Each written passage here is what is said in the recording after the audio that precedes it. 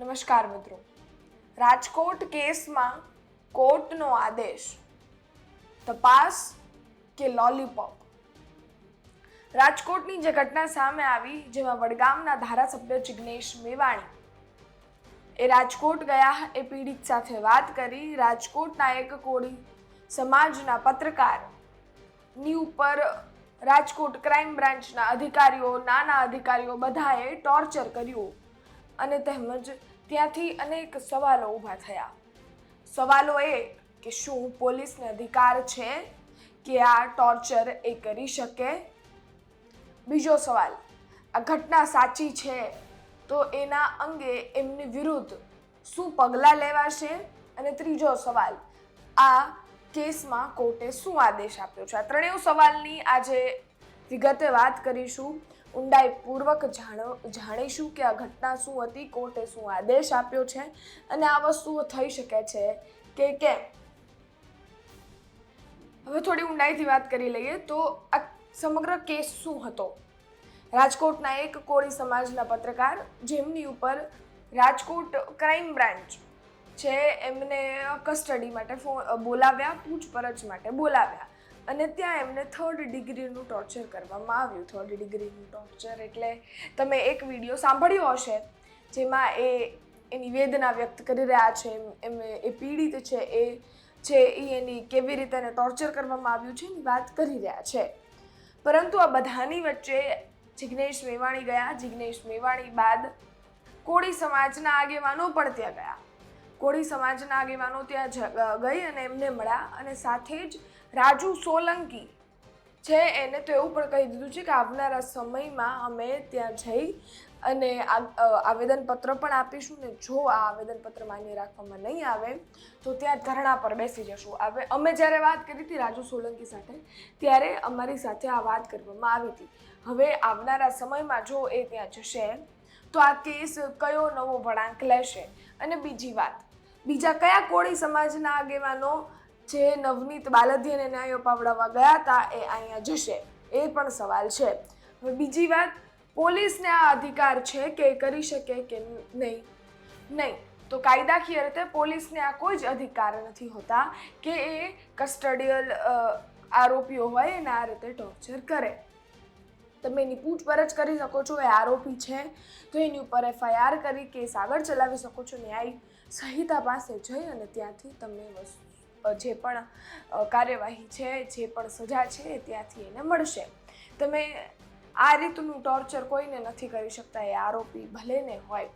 હા, એ ખેર હશે આરોપી, પોલીસે તો જ એને પૂછપરછ માટે બોલાવ્યો પણ હોય, પરંતુ આ વસ્તુ જે એ કહી રહ્યા છે જો એણે કરી હોય તો સવાલ એ પણ છે કે જે રક્ષકો છે એ જ શું ભક્ષકો બની રહ્યા છે? ખાખીના ખોફ પર શું વિકૃતિ હાવી થઈ ગઈ છે? અનેક સવાલો અહીંયા ઊભા થાય. પરંતુ હવે આ બધાની વચ્ચે કોર્ટે આદેશ આપ્યો છે.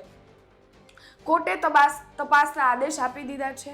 જે પણ 6 જણા હતા જેમની વિરુદ્ધ કાર્યવાહી કરવાની, તપાસ કરવાની માંગ હતી, એ 6 આરોપી મતલબ જે પણ અધિકારીઓ છે એની વાત કરી લઈએ તો પહેલા DCP જગદીશ બાંગરવા, બીજા IPS ML, બીજા PI ML દામોર છે, પછી ત્રીજા IPS AN Parmar, PSI BV Chudasama, Atul સુનરા અને તેમજ અસીમભાઈ.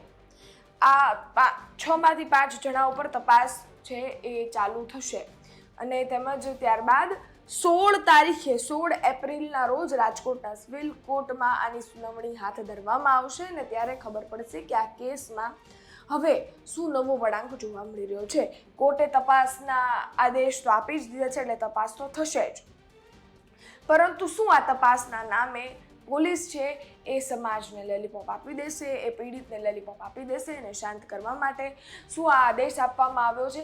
એવા પણ સવાલો અહીંયા ઊભા થતા હોય છે. પરંતુ હવે આ સમગ્ર ઘટના જે છે એનો અંત એક જ છે કે આ જે પણ વસ્તુ, જે પણ અસલિયત છે એ બહાર આવે. જો આ રીતનું ટોર્ચર કરવામાં આવ્યું છે તો જે રીતે કોર્ટે તપાસના આદેશ આપ્યા છે એની ઉપર અમલ થવો જોઈએ. પોલીસની એક પ્રોપર ટીમની રચના થવી જોઈએ અને તેમજ કોઈ જ પણ પક્ષપાત કર્યા વગર આ કેસમાં સચોટ તપાસ થવી જોઈએ અને તેમજ તપાસ બાદ જે પણ નિર્ણય આવે એનાથી આ ખબર પડે કે આ કેસમાં હવે શું આગળ વસ્તુઓ થઈ શકે છે.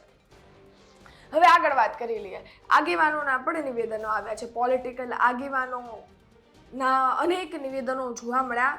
એમાં ઈસુદાન ગઢવી લઈ લ્યો કે પછી પ્રવીણ રામ લઈ લ્યો, કોઈ જ પણ આગેવાન, બધાએ આગેવાને આ ઘટનાને લઈને નિવેદન આપ્યું છે. પરંતુ આ આગેવાનોના એ નેતાઓના નિવેદન છે, પોલિટિકલ નેતાઓ નિવેદન આપી અને શું એ હદ સુધી બોલ્યા છે જેમાં એવા પણ સવાલો થાય કે શું આ ફાયદો હોય ત્યાં જ રામ રામ કરે છે કે કેમ. એવું નથી કે એ લોકોનો ફાયદો, પરંતુ આ ઘટના છે ત્યાં એ લોકો મળવા નથી ગયા, કોઈ જ પણ વસ્તુઓ થઈ નથી. નિવેદનો અનેક આવ્યા છે અને એક લેવલ સુધીના નિવેદનો આવ્યા છે. તો હવે જે રીતે રાજકીય નેતાઓ પણ મેદાને ઉતર્યા છે, સમાજના આગેવાનો પણ મેદાને છે અને તેમજ સવાલ એ છે કે કોળી સમાજના દિગ્ગજો ક્યાં છે, એને આ જે પણ મેટર ચાલી રહી છે એમાં રસ કેમ નથી, એ રસ શું કામ લેવા નથી માંગતા, એને લઈને તમારું શું માનવું છે કોમેન્ટમાં અમને ચોક્કસથી જણાવજો. બાકી આ કોર્ટના આદેશને લઈ તમારું શું માનવું છે એ પણ અમને કોમેન્ટ બોક્સમાં ચોક્કસથી જણાવજો. તમારા અભિપ્રાય અમારા સુધી ચોક્કસથી પહોંચાડજો. બાકી તમે યુટ્યુબ પર જોઈ રહ્યા હો, સબસ્ક્રાઈબ કરજો. ફેસબુક, ઇન્સ્ટાગ્રામ પર જોઈ રહ્યા છો, ફોલો કરજો. વધુમાં માહિતી પસંદ આવી હોય તો લાઈક, શેર કરજો. ફરી મળીશું નવી માહિતી સાથે. ત્યાં સુધી રજા આપો. ધન્યવાદ.